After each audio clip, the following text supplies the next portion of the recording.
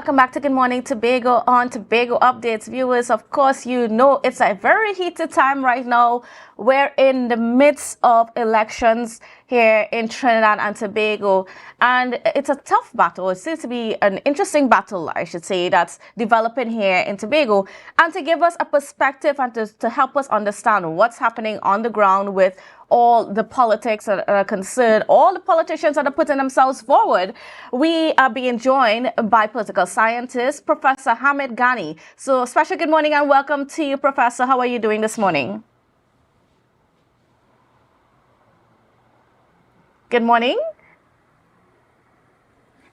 It seems as okay, he seems to not be hearing us this morning. So while our technicians get that sorted, hopefully very soon.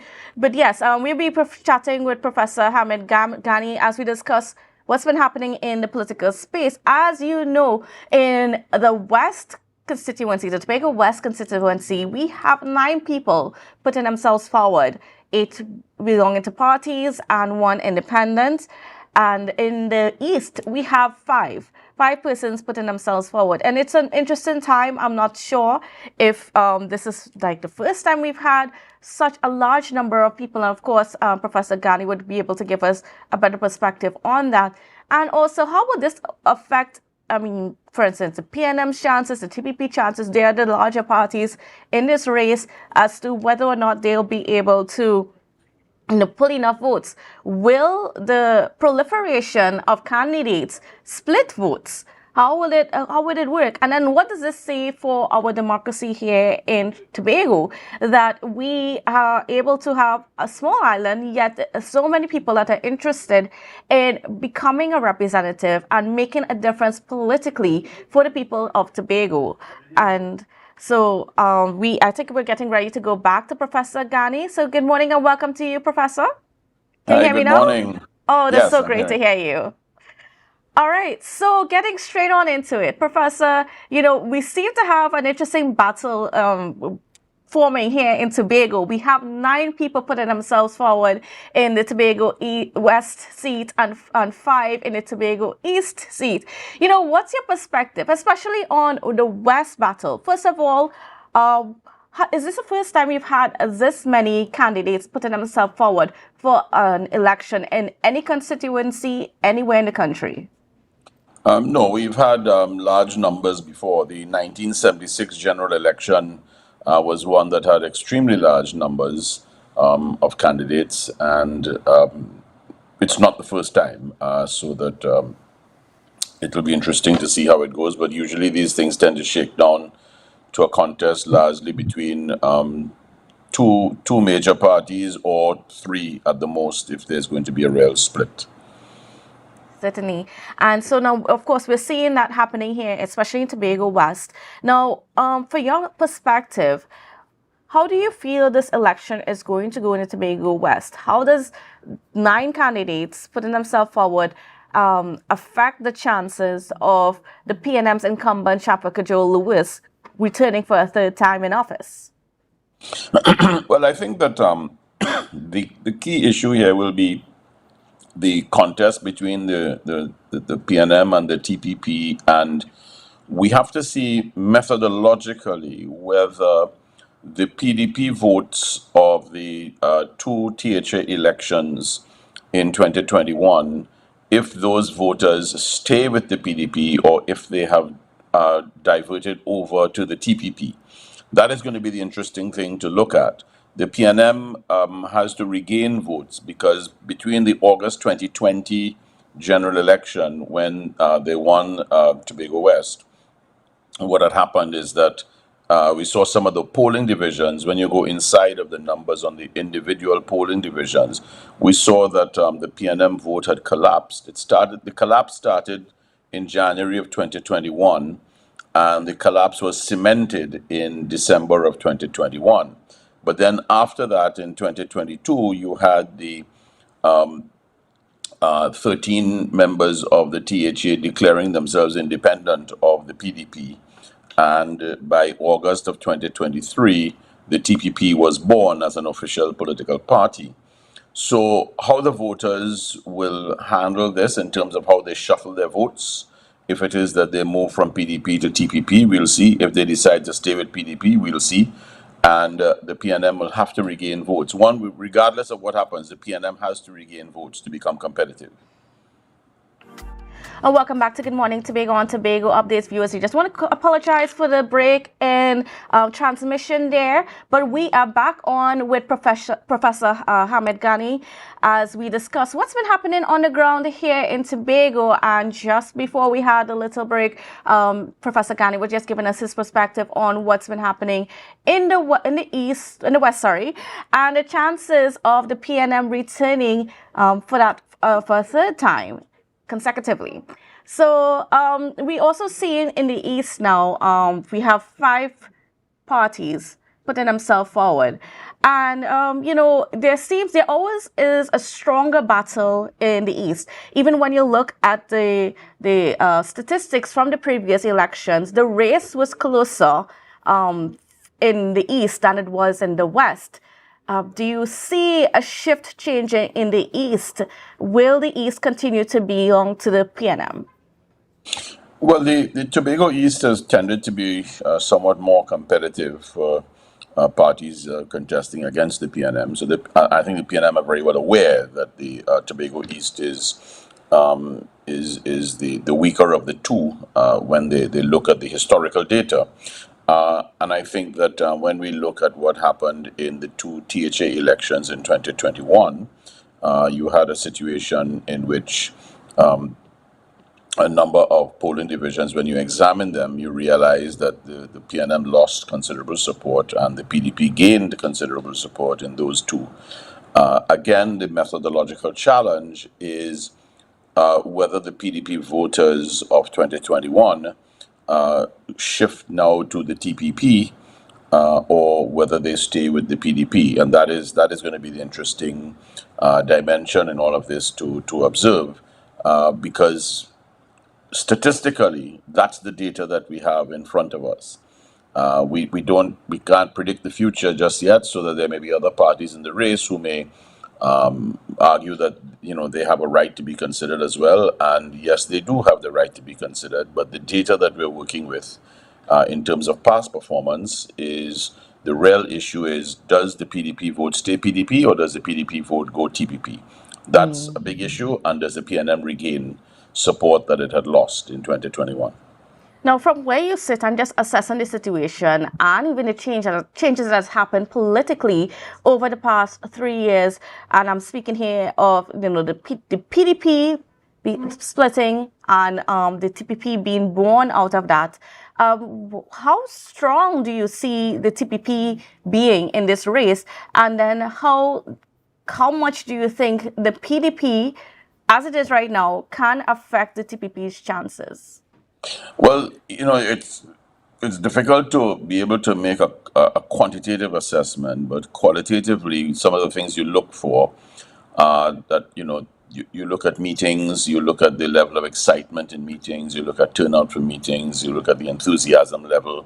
These are things that qualitative factors that you would look at to try to assess what is going on. The level of energy in a campaign obviously will show itself among people who are very excited to participate.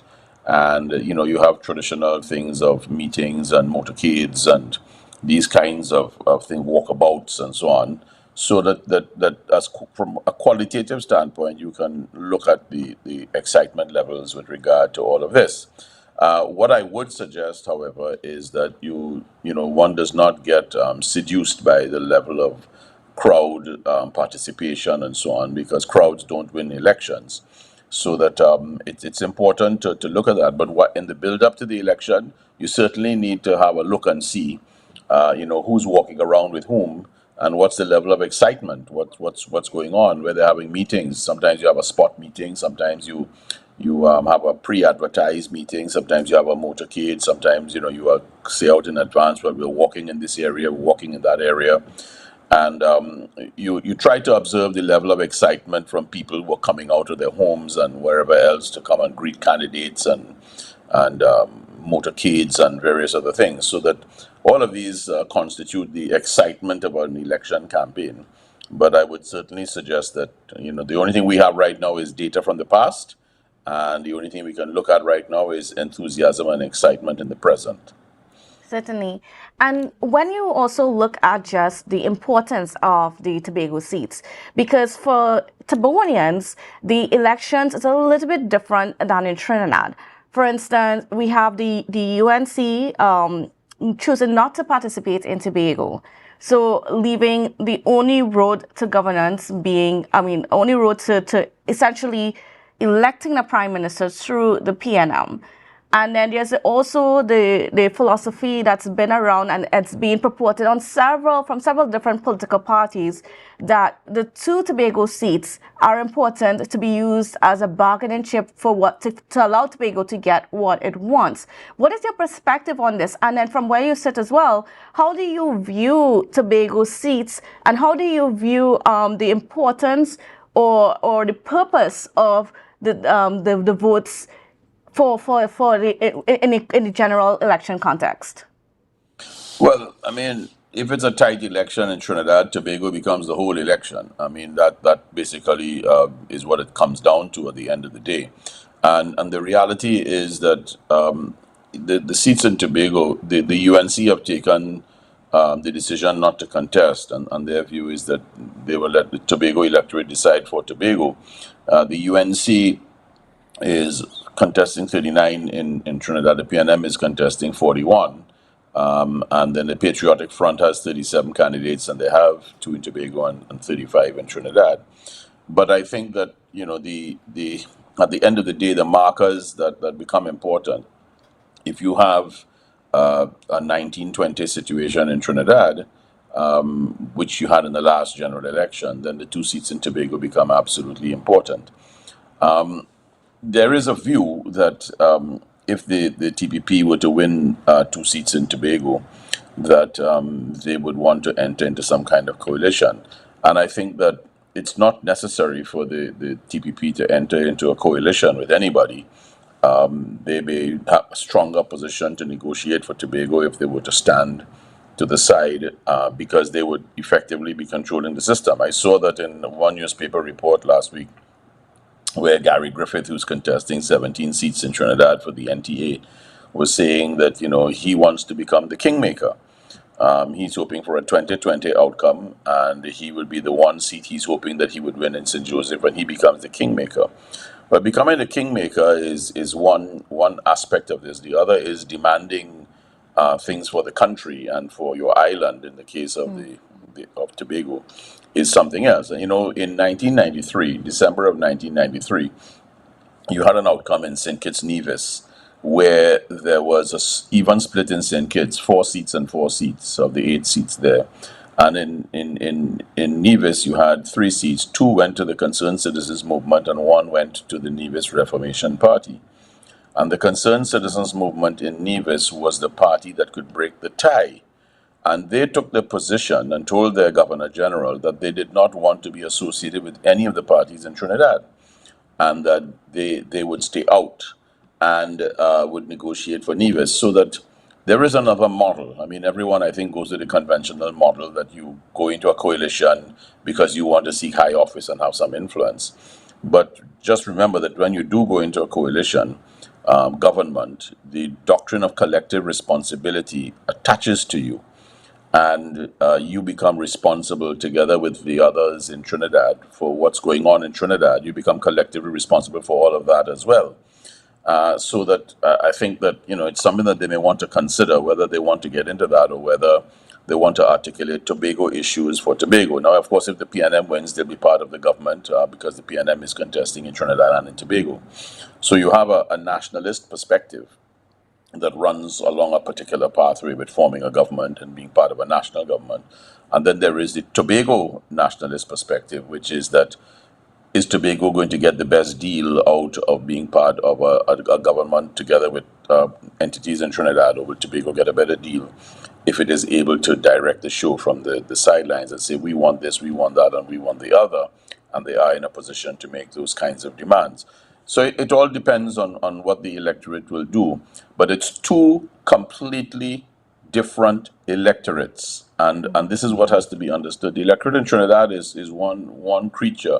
The electorate in Tobago is a completely different one.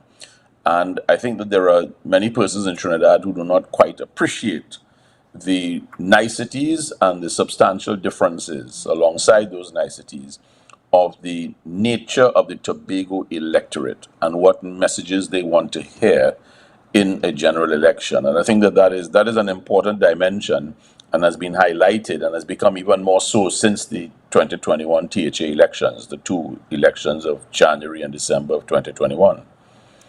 And certainly, and I mean, and as to that point now, with that in mind, do you think that Tobago Tobago seat should stand on its own, away from any major political parties in Trinidad, or should it be part of a party that is a national party? Well, that is a matter that the electorate is going to decide. As regards what politicians may do after getting elected, is really beyond what the analysts can speculate. But I think that one has to listen to the messages on the campaign trail. What are the messages that are being delivered to the electorate as regards what the future would hold in terms of participation?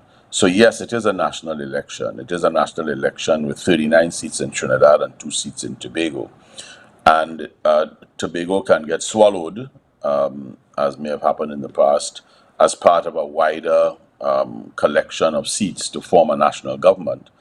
Or Tobago can make the difference, as may have happened in 1995, when the outcome in Trinidad was 17-17 and 2 seats in Tobago, and Tobago made the difference in that kind of situation. But if you get like a 33-3, then of 1986, then Tobago just fits in with the larger scheme of things, and therefore you have two different models available. But I think that the formation, excuse me, and development of the Tobago House of Assembly and the further demands for autonomy will make the need for Tobago's involvement in Trinidad politics more diminished and a greater focus on Tobago politics and what it needs more important. Now, as said earlier in our interview, now we have so much interest right now in people wanting to represent the either Tobago East or Tobago West at the government level. What does that say for our democracy here in Tobago? What signal is that sending? A very healthy democracy in Tobago. There is a lot of interest in participating in elections, which is of course a very healthy sign. The issue of the Tobago House of Assembly is basically that is Tobago's parliament. I mean, for a lot of people in Tobago who are part of Trinidad and Tobago, the Tobago House of Assembly is a vitally important institution, which has a long history that will take it back into the 18th century. But the reality is that it was suspended in terms of its operation in the 19th century and then didn't reemerge until 1980. And since 1980, it has grown over the years. In 1996, there was further reform. The democracy is very healthy and very alive in Tobago, and the contestation for power is something that always attracts the attention of Tobagonians, and they do participate in a very active and healthy way in the process. But the Tobago House of Assembly is their institution. It belongs to them. They're proud of it, and they want to be able to give it more powers. And the manner in which more powers are given to it is a function of the political process. It's a function of negotiations. It's a function of depending on the national parliament in Port of Spain to make a final determination. And that is what makes these elections so important, because the future of autonomy in Tobago, that whole debate, and enhancing the powers of the Tobago House of Assembly, and even the creation of a Tobago Island government, is something that comes out of the current electoral process. So that you're going to have an election at the end of April, in Tobago to choose two seats to sit among 39 others in the national parliament. But bear in mind that by December this year, January 2026, you're going to have a Tobago House of Assembly election. So a number of things are going on in the policy space, one of which, of course, is the return of the Sandals chain to reopen a second round of negotiations. But Sandals is already saying we want to come on different terms. That in itself is a very significant statement because it concedes that the first time around was a very different model where the taxpayer had a certain role to play in the development of the project. This time around, what I'm hearing and what I'm reading is that Sandals is prepared to come with their money up front. And I think the Chief Secretary put it out yesterday that they're prepared to look at the proposal, not approving anything just yet, just look at the proposal to see what Sandals is actually offering. But starting the conversation in a general election, it will continue into a THA election. And it is quite possible that this becomes one of the hot items on the THA campaign trail, depending on what kind of model Sandals puts before the central government and the Tobago House of Assembly. All right, great. I want to thank you so much, Professor Ghany, for giving us your perspective on what's been happening here on the ground politically in Tobago. We always appreciate your input. So thank you again for joining us. And viewers, we've got to go for a break, but we'll be back right after this. Let's go!